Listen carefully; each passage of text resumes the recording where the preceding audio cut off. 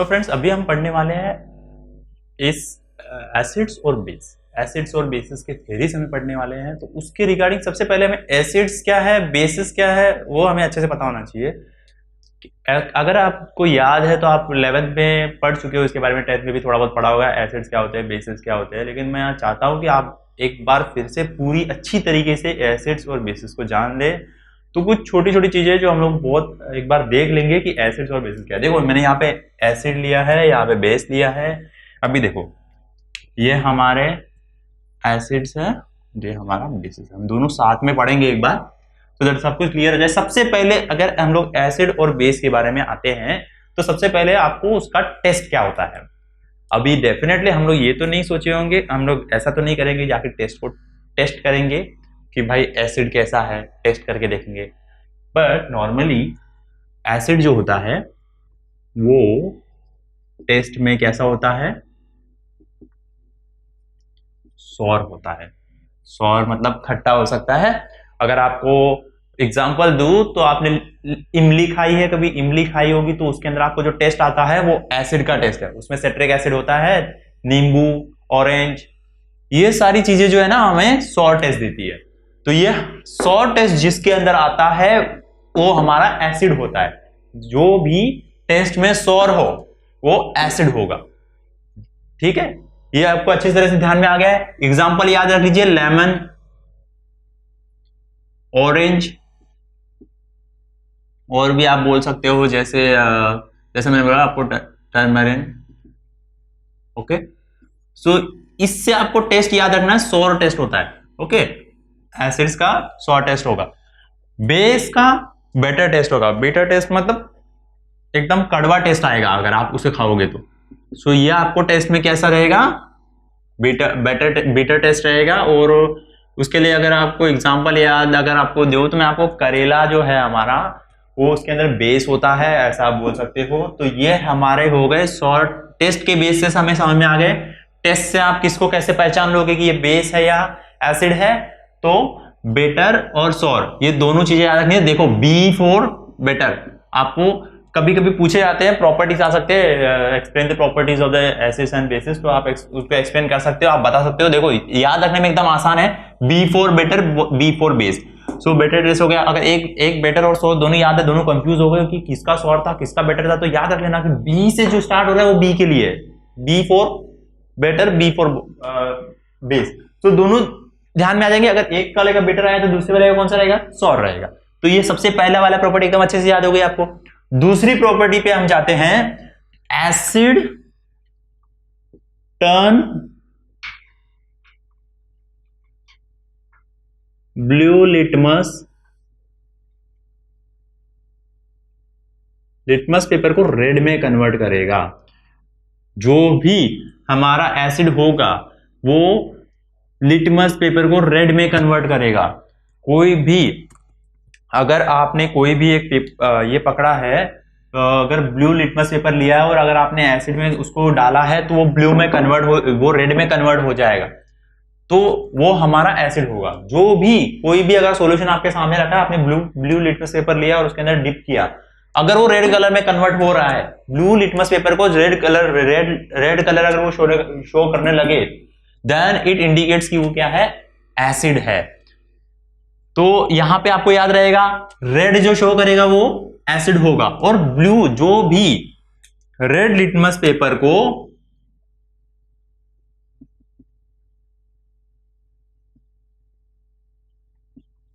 Blue में convert करेगा वो हमारा बेस होगा। देखो एकदम आसान है, आपके सामने दो सॉल्यूशन दे दिए हैं, आपको लिटमस पेपर भी आपके सामने रख दिया है, रेड लिटमस पेपर रख दिया। जैसे समझ लो यहां पे आपको एक बीकर दिया, उन्होंने दो बीकर आपके सामने रखे हैं। ठीक है, ये दो बीकर है, इन दोनों में आपको सॉल्यूशन डाल के उन्होंने दे दिया और आपको बोला है कि फाइंड आउट करो कि आपको दोनों दे दिया, रेड लिटमस पेपर भी दे दिया, ब्लू लिटमस पेपर भी दे दिया। ओके, अभी क्या करना है, एक स्ट्रिप इसमें से उठानी है, एक स्ट्रिप दो स्ट्रिप उठानी है, दो इसमें से उठानी, दो इसमें उठानी है। पहले आप क्या करोगे, रेड लिटमस पेपर जो है ना, पहले ब्लू लिटमस पेपर ले लो। चलो ब्लू लिटमस पेपर लिया, पहले इसमें डाला, तो इसमें क्या हुआ कि वो क्या हुआ, ब्लू लिटमस पेपर जो है वो रेड हो गया। ठीक है, तो ये हमारा क्या हो गया, एसिड। फिर ब्लू लिटमस पेपर को ब्लू में डाला तो उसका कुछ चेंजेस नहीं होगा, तो वो ऐसे ही रहेगा। फिर रेड लिटमस पेपर को आप इसमें डालोगे तो ब्लू में कन्वर्ट हो जाएगा, तो वो हमारा बेस हो जाएगा।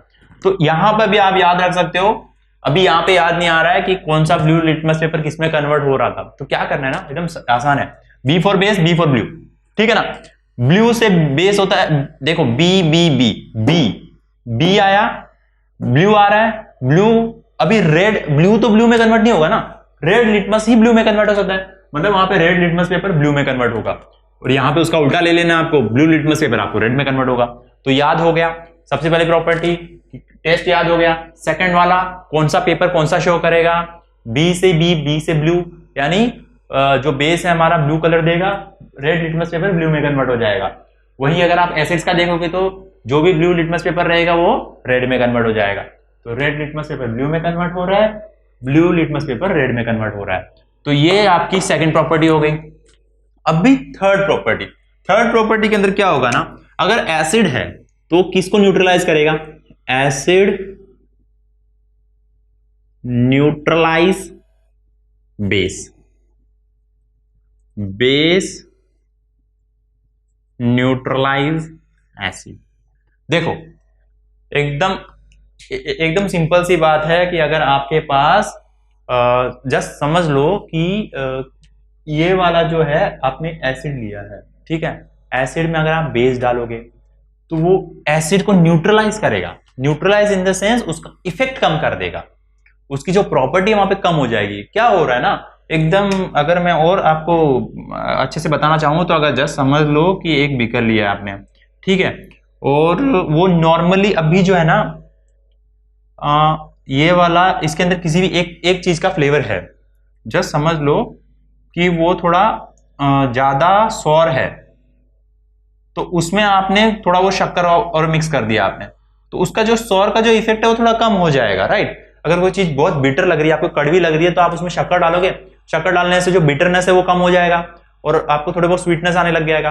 तो सेम चीज है, अगर कोई बेस है तो अगर आप उसमें एसिड डाल रहे हो ना, तो बेस का जो इफेक्ट है वो धीरे धीरे कम होने लगेगा, वो न्यूट्रलाइज होने लगेगा, ठीक है ना।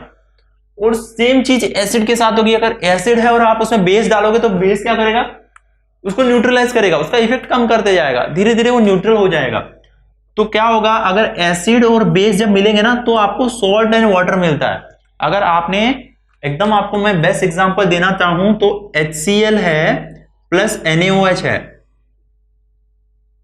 इन दोनों को जब हम लोग डालते हैं ना, जब हम इनको जब भी हम लोग इनका रिएक्शंस करेंगे तो आपको एक सॉल्ट मिलेगा वहां पे, साथ में आपको वाटर मिलेगा।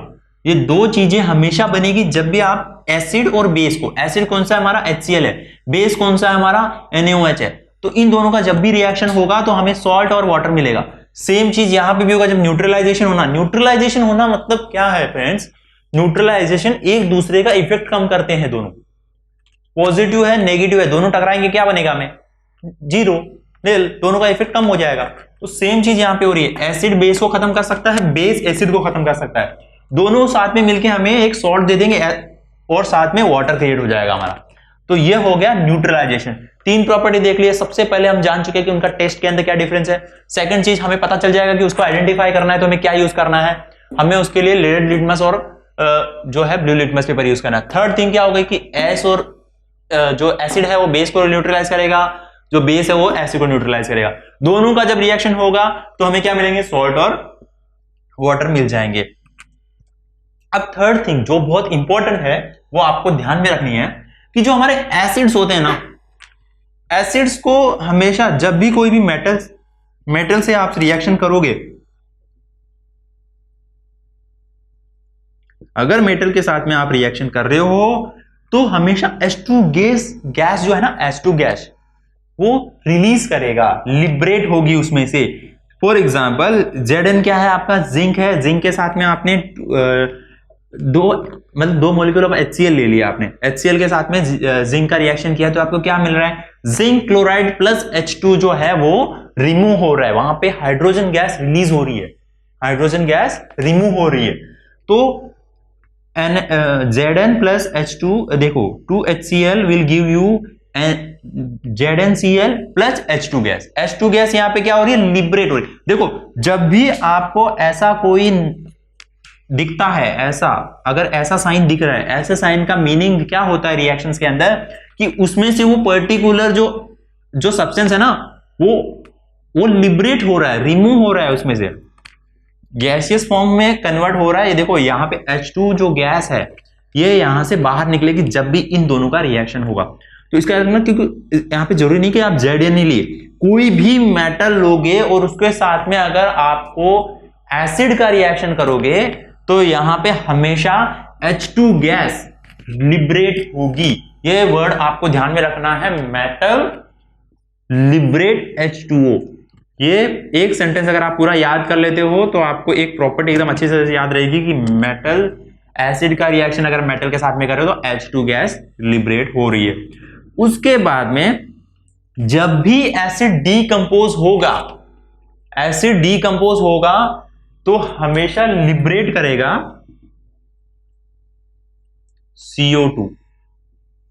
अभी डीकंपोज होना मतलब क्या होता है, डीकंपोज होना मतलब एक टाइम पीरियड के बाद में वो डीकंपोज होने लगता है। आप बोल सकते हो उसको एक्सपायर होने लगता है, जहां पे उसकी प्रॉपर्टीज खत्म होने लगती है। तो उसके बाद में एसिड में से CO2 जो गैस होता है ना, कार्बन डाइऑक्साइड, ये रिमूव होगी, लिबरेट होगी, निकल जाएगी। तो यहां पे उन्होंने दिया है, देखो CaCOl CO3 जब HCl के साथ में रिएक्शन होगा तो आपको CaCl2 H2O वाटर मिलेगा, साथ में कार्बन डाइऑक्साइड जो होगा वो लिबरेट हो जाएगी। यहाँ पे हमारी डीकंपोजिशन के एसिड जब भी डीकंपोज होगा तो हमेशा उसमें से कार्बन डाइऑक्साइड रिमूव होगी, कार्बन डाइऑक्साइड लिबरेट हो जाएगी। ठीक है, तो ये याद हो गया आपको। सबसे पहली चीज तो हम लोगों ने ये देख ली कि रिएक्शंस होगा मेटल के साथ में तो हमें H2O गैस जो होगा रिलीज हो जाएगा, डीकंपोजिशन के टाइम पे CO2 गैस रिमूव होगा। अभी अगर हम बेस की तरफ आते हैं तो बेस की एक प्रॉपर्टी है कि वो हमेशा ऑब्जर्व जो है ना एब्जॉर्ब करता है Ca2। ठीक है ना, तो CO2 जो है वो हमेशा एब्जॉर्ब कर लेगा और क्या बनाएगा, कार्बोनेट बनाएगा। कार्बोनेट कैसे हुआ, 2NaOH है प्लस CO2 है, आपको क्या देगा वो Na2CO3H2O। देखो ये वाले रिएक्शन को अगर आप अच्छे से देखोगे ना, यहाँ पे एक कार्बन डाइऑक्साइड उसके पास ऑलरेडी था। ठीक है, 2 मॉलिक्यूल लिए थे हमने, तो यहाँ पे हमारे पास क्या है, 2 सोडियम है, 2 कार्बन डाइऑक्साइड है, 2 H2 है, राइट। यहाँ पर हमें क्या मिला है, CO2 है, यहाँ पे 2 O है, यहाँ पे 2 O है, राइट ना। तो अगर इस एग्जाम्पल को मैं ऐसे लूं तो देखो Na2 ले लिया मैंने।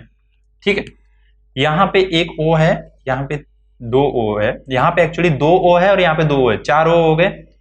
तो मैं यहाँ पे देखो कार्बन डाइऑक्साइड इसके अंदर 2 ऑलरेडी था, एक कार्बन डाइऑक्साइड का इसने O इसका ले लिया, एक ऑक्सीजन यहाँ से ले लिया, CO3 मिल गया, प्लस यहाँ पे हमें वाटर के लिए कितना चाहिए, H2 चाहिए और एक O चाहिए, तो यहाँ पे मिल गया, एक HO बना है, तो ये H2O मिल गया। अभी देखो इसका मीनिंग क्या हो रहा है कि इसने कार्बन डाइऑक्साइड को एब्जॉर्ब कर लिया है। जो सोडियम कार्बोनेट है, जो सोडियम हाइड्रोक्साइड था, इसने क्या किया, कार्बन डाइऑक्साइड को ले लिया है, कार्बन डाइऑक्साइड को इसने एब्जॉर्ब किया है, मतलब उसके साथ में इसका बाइंडिंग ज्यादा अच्छा है। तो इसने क्या किया, हाइड्रोजन को रिलीज कर दिया, एक ऑक्सीजन को रिलीज कर दिया, तो H2O हमें वाटर मिल गया। मतलब इससे हमें क्या समझ में आता है कि जब भी ये देखो यहाँ पे कार्बोनेट तैयार कर रहा है, वो एक कार्बोनेट उसने तैयार किया है, CO3 जब भी आता है तो मैक्सिमम टाइम पे हमारा कार्बोनेट होता है, तो कार्बोनेट यहाँ पे उसने बनाया है। इससे हमें क्या समझ में आएगा कि अगर आपने कोई भी बेस को ऐसा छोड़ दिया और उसके साथ में कार्बन डाइऑक्साइड का रिएक्शन किया तो हमेशा कार्बोनेट फॉर्म हो, कार्बोनेट बन जाएगा, और कार्बोनेट बनने के बाद में उसमें वाटर मॉलिक्यूल भी आपको साथ में मिलेगा। तो ये हमारे बेस की प्रॉपर्टी है। बेस की प्रॉपर्टी क्या है कि that absorbs the carbon dioxide and to form the carbonate. यहाँ पे एसिड की प्रॉपर्टी क्या आती है कि जब भी वो मेटल के साथ में रिएक्ट करेगा तो उसमें क्या होगा, H2O को रिलीज कर देगा और डीकंपोजिशन के टाइम पे CO2 को रिलीज कर देगा। तो यहां पे देखो 2 प्रॉपर्टी आपको इसकी याद रखनी है, इसकी एक ही प्रॉपर्टी है, वो अच्छे से आपको याद रखनी है। तो ये सारी प्रॉपर्टीज आपको एसिड और बेस की क्लियर हो गई है। एक और इंपॉर्टेंट चीज मैं आपको एसिड्स के बारे में बता देता हूं जो काफी इंटरेस्टिंग भी है अगर आप जानना चाहे तो। एसिड्स जो होते हैं ना वो दो टाइप के मिलेंगे आपको। एक रहेगा आपका ऑर्गेनिक और एक आपका रहेगा इनऑर्गेनिक। तो ऑर्गेनिक किसको बोलते हैं, इनऑर्गेनिक किसको बोलते हैं, वो मैं आपको क्लियर कर देता हूं। ऑर्गेनिक मतलब जो नेचुरल फॉर्म में एसिड्स आपको मिलते हैं। फॉर एग्जांपल जो एसिड्स आपको फ्रूट्स, वेजिटेबल्स या कोई भी नेचुरल जो सब्सटेंस आपका रहता है जिसको आप खा सकते हो, वो एसिड्स जो आप खा सकते हो और आपको कुछ नहीं होगा, that is called the organic acids. Inorganic acids वो है जिनको आप छू भी नहीं सकते, दैट मीन्स इट इज वो बहुत ज्यादा हार्मफुल होते हैं। फॉर एग्जाम्पल H2SO4, HCl, ये जो चीजें है ना ये दोनों सबसे स्ट्रॉन्गेस्ट एसिड्स है। अगर आप इनको छूते हो तो आपको काफी स्किन को काफी हार्म होता है, वो कार्सोजेनिक भी होता है। लाइक ये जो है सबसे डेंजरस होता है। अगर आप उन्हें लैब में भी देखोगे ना तो आपको एसिड के आगे हमेशा ऐसा कभी नहीं मिलेगा 100% कभी नहीं लिखा हुआ मिलेगा। वो हमेशा आपको 75%, 30%, 25% में होता है, उसको डाइल्यूट करके आपको देते हैं। क्योंकि 100% जो होते हैं ना इनके वो काफी डेंजरस होते हैं।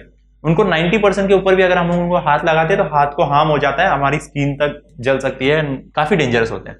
तो वो होते हैं inorganic acids. Inorganic acids weak भी होते हैं, स्ट्रॉन्ग भी होते हैं, बट ये जो होते हैं लैब में बनाए जाते हैं, ओके। और दूसरे ऑर्गेनिक सब्सटेंसेस जो है हमें वो हमारे नेचर में मिल जाते हैं। जैसे मैंने यहाँ पे आपको एग्जांपल दिया लेमन, ऑरेंज और टर्मरिक, वो सब। तो हो सकता है आपको एग्जाम में पूछा जाए the acid which we can consume और you can say no harm to consume.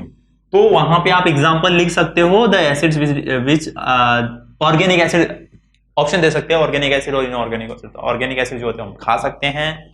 अगर मैं आपको और एग्जांपल देना चाहूँ तो अंगूर आप लेते हो उसमें भी रहता है। जो भी खट्टी चीजें होती है ना उन सब के अंदर एसिड्स होता है, वो ऑर्गेनिक एसिड होता है। और जो हम लोग केमिकल रिएक्शंस में यूज करते हैं और जो लैब्स में रहते हैं वो आपके इनऑर्गेनिक हो गए, जो H2SO4, HCl एंड ऑल है। उनका कॉन्सेंट्रेशन काफी हाई होता है और इनके अंदर आपका कॉन्सेंट्रेशन लो होता है, तो इससे कोई फर्क नहीं पड़ता। सो होप ये आपको पूरी तरह क्लियर हो गया होगा एसिड्स और बेस का जो बेसिक्स चीजें थी जो हमें पता होनी चाहिए अगर हम लोग उनको डिटेल में पढ़ने वाले हैं।